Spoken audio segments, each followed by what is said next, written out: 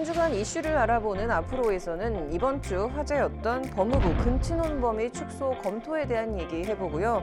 또 변호사 광고에 대한 얘기도 이어서 해보도록 하겠습니다. 양유섭 변호사 모셨습니다. 변호사님 어서 오세요. 안녕하세요.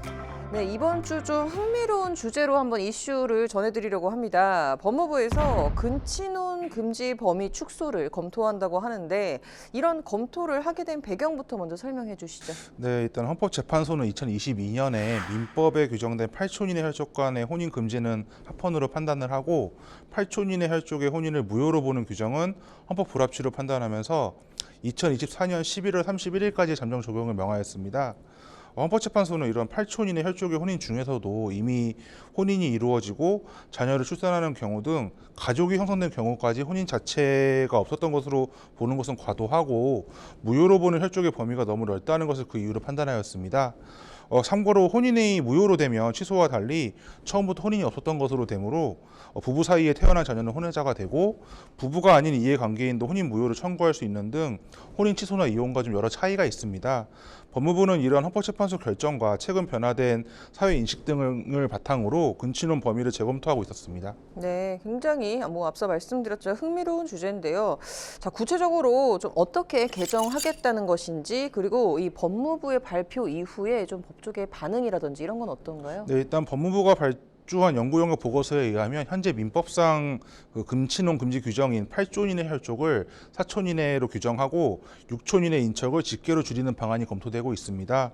과거에는 여러 세대가 모여 살면서 친척간 교류도 활발하게 이루어졌지만 최근에는 1인 가구 급증과 핵가족화로 인해서 이러한 8촌을 하나의 가족 공동체로 볼 수 없다는 점이나 해외 입법 내 그리고 유전적인 질환이 5촌 이상 혼인 관계에서는 무관하다라는 점이 찬성의 근거로 보여집니다. 반면 이러한 개정이 가족의 해체를 더욱 가속화시킬 수가 있고 우리나라의 전통 문화와 도덕관념을 고려한다면 이를 유지하되 혼인 무효의 범위를 축소하거나 혼인 취소로 규정하자는 의견도 존재합니다. 과거 동성동본 금원제도가 위헌 결정으로 사라졌던 것처럼 현재 이 근친혼 금지의 범위와 효력이 어떻게 변경될지 좀 지켜봐야 될 것 같습니다. 앞으로 국회를 바탕으로 법조계나 종교계 등 사회 구성원 간의 논의를 통해서 좀 합리적인 방안으로 결론이 도출되기를 바라고 있습니다. 네, 변호사님께서 말씀해 주신 것처럼 시대가 변하면서 아무래도 인식도 바뀌다 보니까 좀 추이를 지켜봐야 될 것 같습니다. 법조계 동정으로 넘어가 보겠습니다. 자, 변호사 업계에서도 광고 같은 거 좀 많이 하지 않습니까? 네, 변호사님도 하시죠? 열심히 하고 있습니다. 네, 근데 이렇게 변호사의 광고 시 좀 준수해야 될 사항 이런 게 있나요?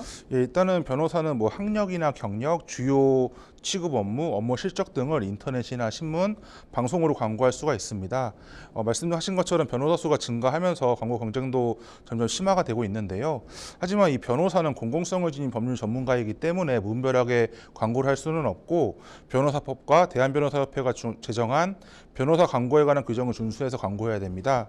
광고 내용이나 광고 방법에 여러 제한이 있지만 몇 가지 소개를 해드린다면 변호사는 국제변호사와 같이 법적 근거 없는 자격이나 명칭을 사용하거나 승소율이나 석방률을 이용하는 광고, 무료법률 상담을 홍보하는 광고는 금지되어 있고 현수막을 이용하거나 지하철이나 버스 외부에 광고물을 부착하는 광고 방법도 금지가 되어 있습니다. 사실 TV 광고도 굉장히 심의가 굉장히 까다로운 규정이 많은데 변호사 광고도 좀 제한적인 규정이 많은 것 같습니다. 이렇게 최근 변호사 광고가 과열되면서 좀 꼼수를 부리거나 위반 사례도 많다고 하는데 맞나요? 예, 일단 최근 수임 경쟁이 과열되면서 광고 규정을 위반한 사설법률 플랫폼을 이용하는 경우뿐만 아니라 새로운 형태의 광고 규정 위반 사례가 등장을 하고 있습니다. 경찰 수사관 출신, 행정기관 공직자 출신 등 사무직원의 출신을 강조하면서 이들을 전문위원이다라고 강조하는 광고가 그중 하나인데요. 이러한 광고는 변호사법 제30조에 규정된 재판이나 수사 업무에 종사하는 공무원과 연고 등 사적인 관계를 드러내며 영향력을 미칠 수 있는 것으로 선전하거나 암시하는 내용의 광고에 해당될 소지가 있어서 좀 위법한 광고를 볼 수도 있습니다. 판사 또는 검사 출신 변호사가 법복을 입은 사진을 이용해서 광고하는 것도 같은 맥락에서 위법한 소지가 있는 광고입니다. 그 밖에 법률사무소나 법무법인이 무분별하게 전문이나 전담 명칭을 사용하거나 객관성이 담보되지 않은 조사에 근거한 소비자 만족조사 1위, 법률 서비스 1위 등의 수상 문구를 사용하는 것도 허용되지 않는 광고입니다. 이처럼 새롭고 다양한 광고들이 시도가 되면서 광고 규정에 저촉되는 사례가 발생하고 있는데요. 변호사가 수임을 위해서 직접 과도한 광고를 하는 경우도 있지만 광고 대행사의 광고를 위임하였다가 관련 규정을 인지하지 못한 대행사의 실수로 인해서 문제되는 경우도 있습니다. 네. 이 변호사는 매년 윤리연수를 의무적으로 수강하고 있는 만큼 변호사 광고 관련 규정을 철저히 숙지하셔서 위반 사례가 좀 없었으면 하는 바람입니다.